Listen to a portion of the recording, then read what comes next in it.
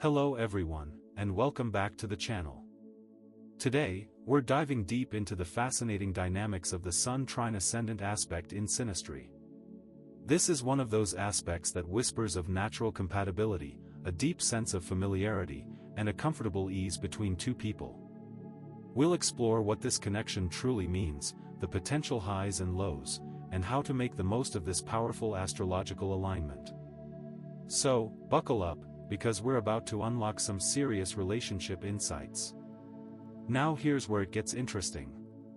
When the Sun in one person's chart forms a trine with another person's ascendant, it often signifies a connection where the ascendant is drawn to the Sun person's inherent self-assuredness and confidence.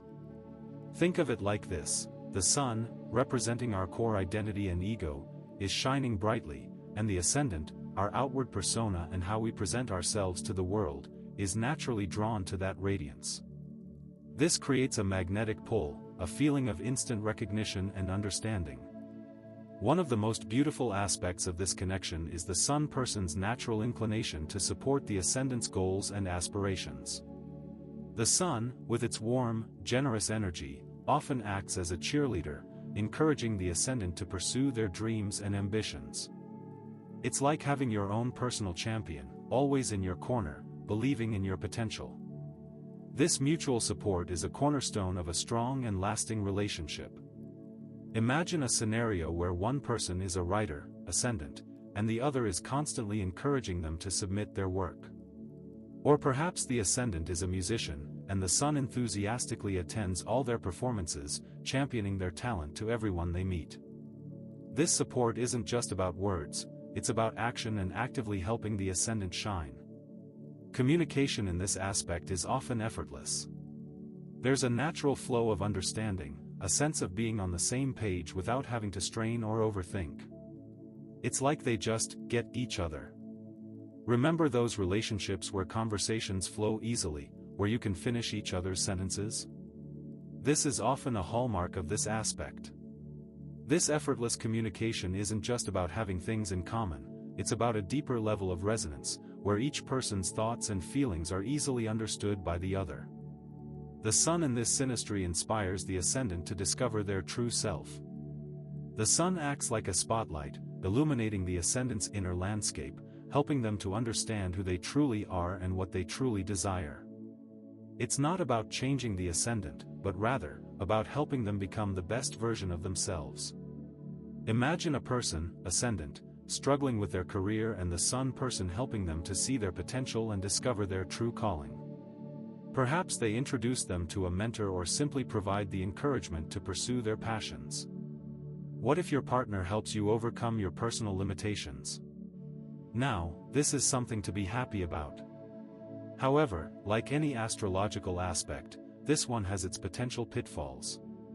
The Sun's enthusiasm, while generally positive, could occasionally become overbearing. The Sun, with its powerful energy, might inadvertently overshadow the ascendant, leaving them feeling like their own light is dimmed. The ascendant needs space to grow.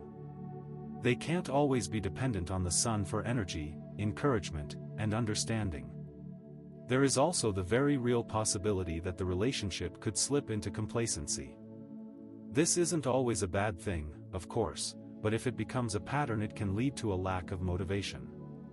Think of this like two people settling into a comfortable routine, perhaps neglecting the need for growth, spontaneity, and new experiences.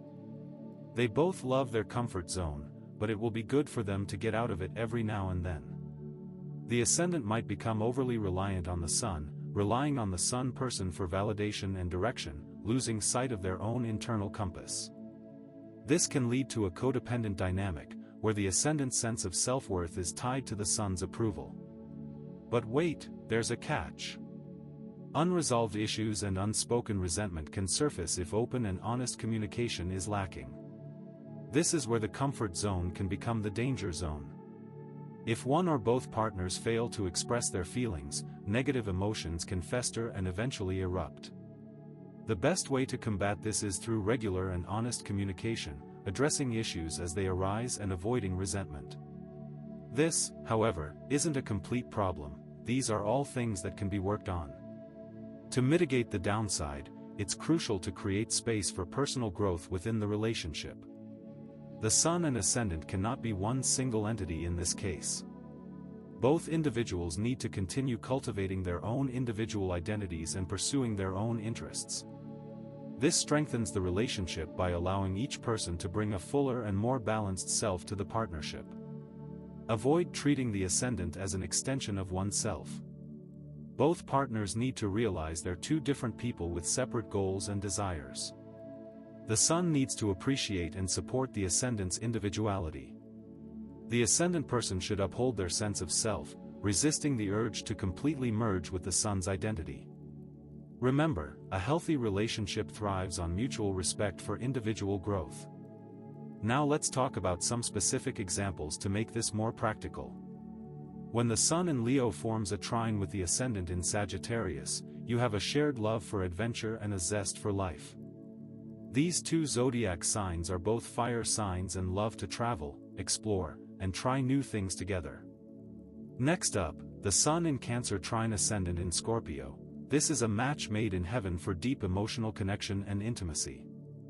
This trine provides a safe and secure space for the partners to explore their emotions, vulnerability, and create a profound bond. Thirdly, the Sun in Virgo trine Ascendant in Capricorn. This is a perfect pairing for shared goals and a pragmatic approach to life. They will find joy in building a stable and secure life. In a composite chart, the harmony and unity within the relationship are amplified. Shared goals and a strong sense of unity create a foundation for long-term success. You and your partner are in this together. Remember that a transit of the Sun trine natal Ascendant is generally a positive influence. It can bring a period of increased energy, confidence, and opportunities for personal growth, and will often make the relationship feel easier and more fulfilling. Let's take a quick look at some viewer comments.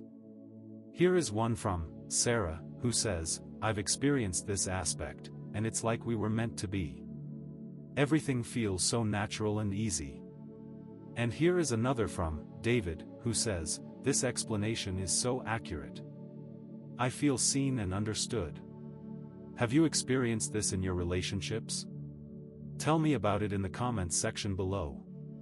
Don't forget to like and subscribe. So, how can you make this aspect work for you? Open communication, respect, and individual growth are essential ingredients. Use a synastry chart tool. This can enhance your understanding of your relationships by highlighting the areas of strength and potential challenges. Do you want more information about synastry? If you're really looking to take your understanding of relationships to the next level, there's a lot more to uncover. But this video is only the beginning. Now, here is a tease of the good stuff. We'll do a video about the pitfalls of Sun square Ascendant. The Sun trine Ascendant supports personal growth, offers mutual support, and contributes to a relationship's longevity.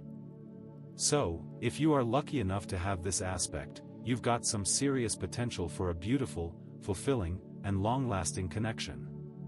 Now, before we go, what questions do you have about synastry aspects?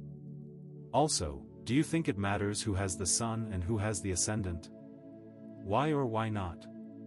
Finally, what's the most important thing you've learned from this video? I really want to know. Thank you for watching. If you found this video helpful, and want more in-depth explorations of astrological concepts, then hit that subscribe button and turn on notifications, so you don't miss out on future videos. Subscribe right now, and you will automatically be notified about more content that covers everything from the basic astrological aspects to the most advanced techniques. Also, if you found this information helpful, consider joining our membership program. With this program, you can receive priority comments and early access to videos.